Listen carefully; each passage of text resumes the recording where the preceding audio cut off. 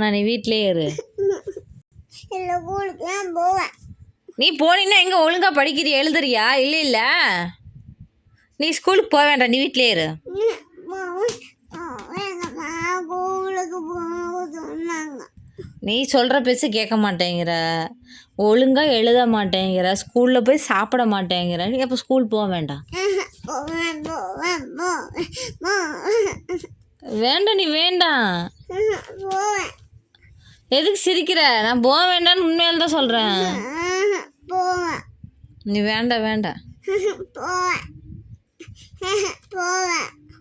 போய் என்ன பண்ண போகிற? நீ தான் அழுகிறிய, சாப்பிட்றதுக்குலாம் அழுகிறிய, அப்புறம் போய்